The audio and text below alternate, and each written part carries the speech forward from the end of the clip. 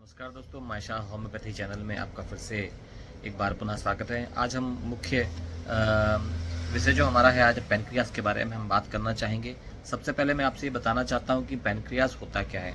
Pancreas हमारे शरीर का इतना महत्वपूर्ण अंग है जिसके दम पर हम पूरी ज़िंदगी आराम से बिना कोई प्रॉब्लम के जीवन जी सकते हैं। अगर आपका पैनक्रियास अगर ख़राब होना शुरू हुआ, इसका मतलब ये है कि पैनक्रियास में जो भी हार्मोन्स हमारे बनते हैं, जो भी सिक्रेशन होता है, जो आपका इंसुलिन बनता है, वो अगर बनना बंद हुआ तो हमारा शरीर सबसे ज़्यादा प्रॉब्लम में आ सकता है।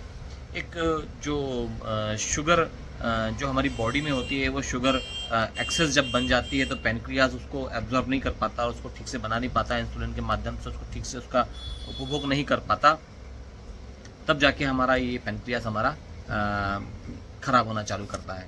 और ये जो पैनक्रियास से संबंधित जो बीमारी होती है उसे हमें पैनक्रियाटाइटिस कहते हैं। और जी ये पैनक्रियास में होता क्या, एक्चुअल में इन्फ्लेमेशन हो जाता है। इन्फ्लेमेशन हो जाता है जिसके कारण हमारे शरीर की जो अन्य अंग भी प्रभावित होने लगते हैं और धीरे धीरे डैमेज होने लगता है।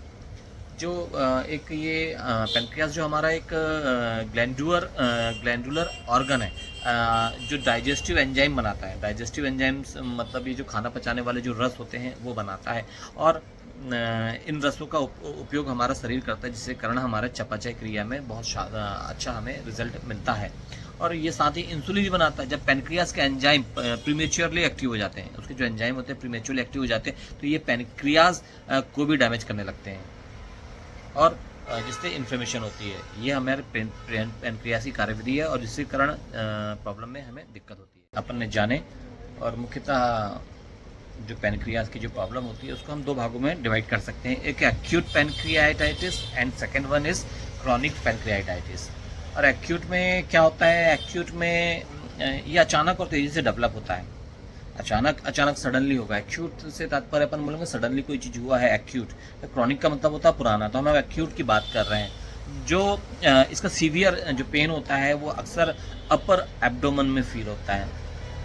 मतलब इसका जो भी पेन होगा सीवियर पेन होगा, सीवियर अचानक से होगा लेकिन बहुत तेज होगा, और अपर एब्डोमेन मतलब पेट के ऊपरी हिस्से में होगा और बैक तक स्प्रेड कर सकता है, पीछे तक हमें स्प्रेड करेगा।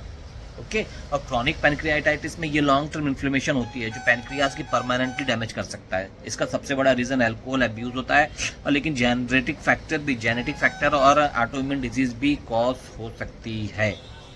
तो पैनक्रियास में सबसे जो मुख्य कारण होता है वो जो हमारा बाइल डक्ट होता है। बाइल डक्ट को ब्लॉक करके पैनक्रियास में इन्फ्लेमेशन कॉज करता है, तो सबसे कॉमन कॉज है। लेकिन क्या चीज़ होती है जो बाइल डक्ट को ब्लॉक करता है, वो है गॉलस्टोन।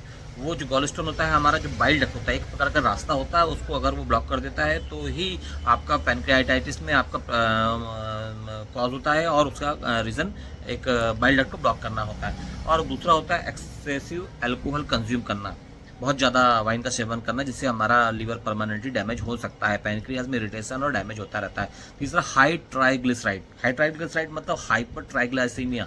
ये जो एक प्रकार का जो ब्लड में ट्राइग्लिसराइड ज़्यादा होने से पैनक्रियास इन्फ्लेम होता है और हमें प्रॉब्लम करता है।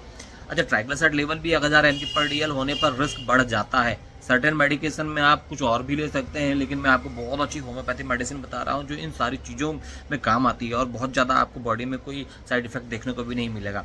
तो पैनक्रियाटाइटिस से संबंधित कोई भी अगर बीमारी है, अगर आप होम्योपैथिक मेडिसिन लेना चाहते हैं, तो अगर एक्यूट क्रोनिक पैनक्रियाटाइटिस हुआ है तो उसके लिए अलग मेडिसिन है, और अगर क्रोनिक हुआ है तो अलग है, और अगर आपको कुछ और इन्फ्लेमेशन हो रहा है तो उसके लिए अलग है। व्यक्ति विशेष पर निर्भर करता है। होम्योपैथी एक बहुत ही शानदार इलाज है बिना कोई साइड इफेक्ट के।